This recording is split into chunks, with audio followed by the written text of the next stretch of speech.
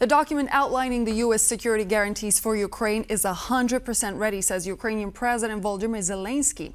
But that's not all. The head of state also said Ukraine will be ready to join the EU by 2027, but not all EU member states are eager to accept it. To discuss these and more, joining me in the studio for an exclusive interview is Myroslava Gongadze, non-resident senior fellow at the Atlantic Council. Thank you so much for joining me in the studio. It's great to have you. Pleasure to be here. So we reported earlier here on the program that Poland now delivered first power generators to Kyiv as part of the Warmth from Poland initiative. Russia has pushed Kyiv and other regions in Ukraine to a brink of what I think it's safe to say can call humanitarian disaster, with people having to live in absolutely unlivable conditions. We also heard about EU allocating 10 million euro to create a special international tribunal which is meant to prosecute Russian leaders. Do you think that there's a chance that there will be justice served, or perhaps the peace deal would go on to secure some sort of a leeway, a way out for the Russian leaders not to be prosecuted? It's a big question. First, let's start with generators. The Ukraine, I was just there a week ago, and I have to say that Ukraine is actually falling into humanitarian crisis, specifically Kyiv and eastern of Ukraine.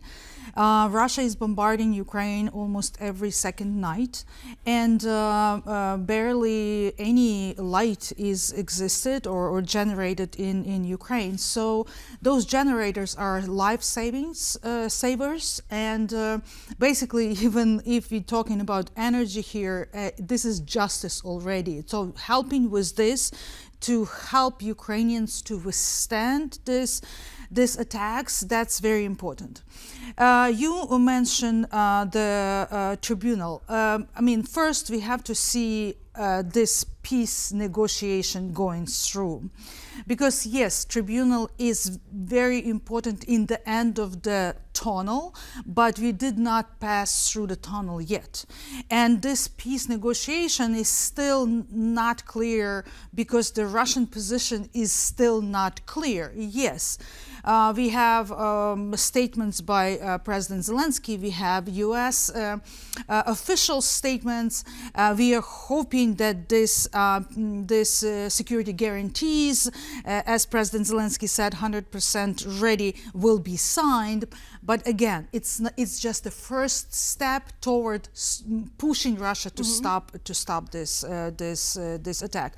So the just peace is crucial, and it's important that this tribunal will be created.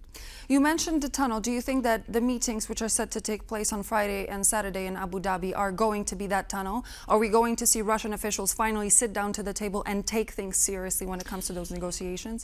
Those negotiations are important as a process, and Ukraine is showing that Ukraine is ready for peace. They want peace.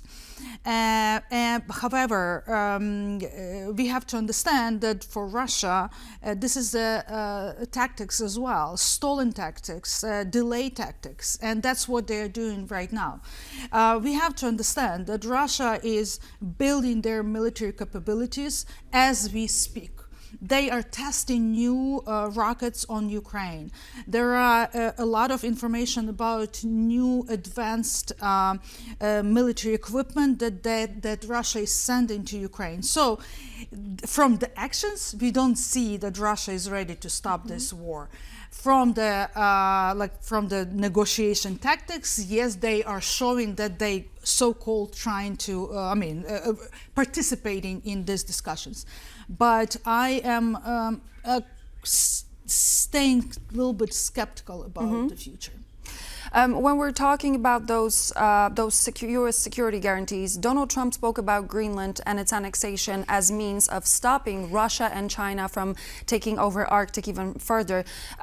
Do you think he will secure Ukraine with similar instruments, not wanting to have that Russian influence kind of bite deeper into the European continent? Are we going to see the same sort of dedication when it comes to those U.S. security guarantees as we saw in case of Greenland I mean, first we saw the dedication from the President Trump towards securing some kind of peace. The question is what kind of peace, and we saw the 29 points first proposal, a peace proposal that was not accepted, and Ukrainians were able to negotiate this to 20 points.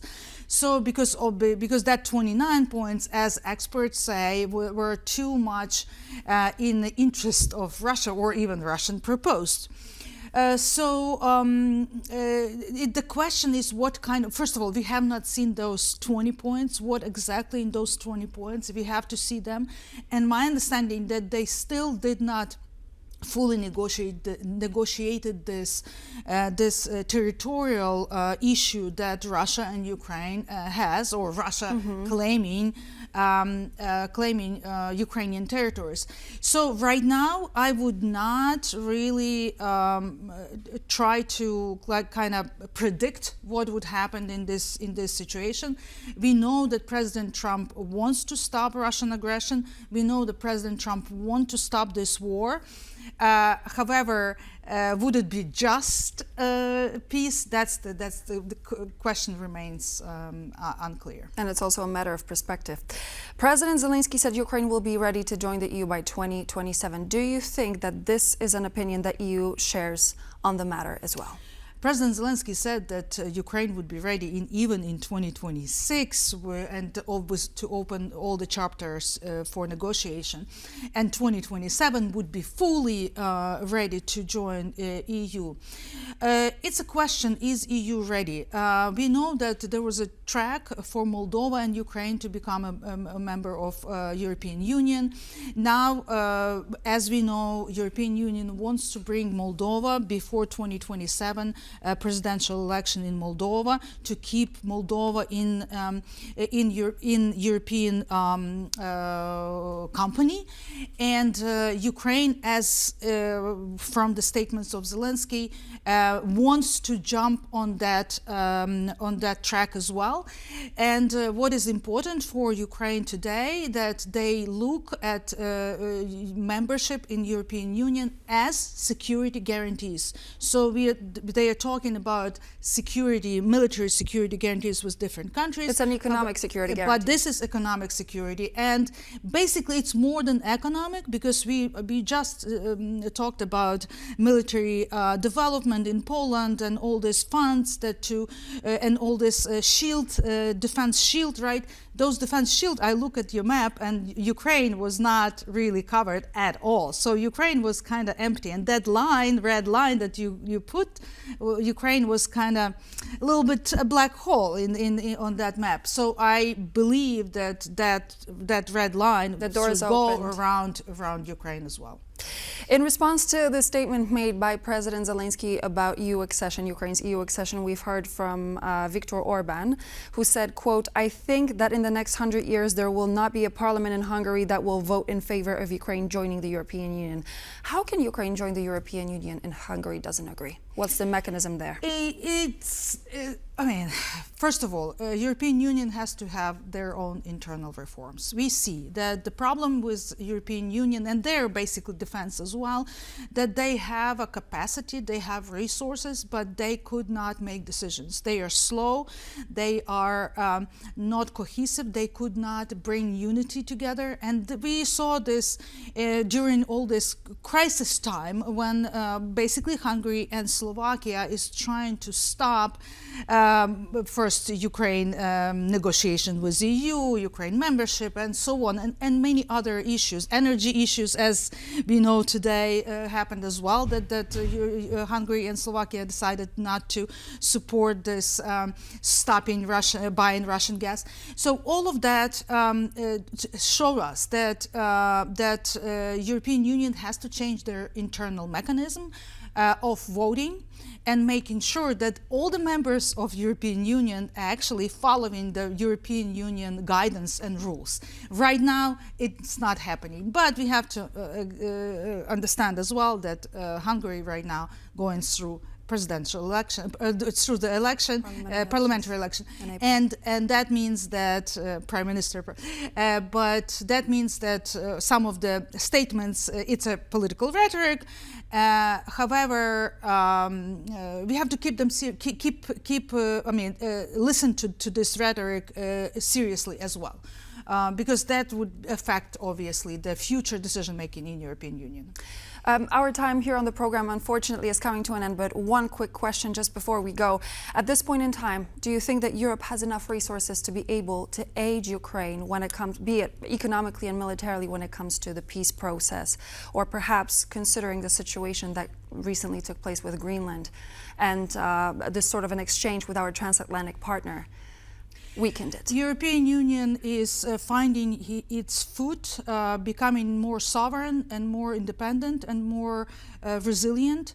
The European Union has enough resources, and the question is not about aiding Ukraine. It's about their own European Union security and defense. Thank you so much. Myroslava Gongadze, non-resident senior fellow at the Atlantic Council, was my guest. Thank you so much for joining. Pleasure. And so this would be all for now here on World News Tonight. Thank you for joining me. I'm Klaudia, Czerwińska, and I hope to see you back here on TVP World for more news and features later on.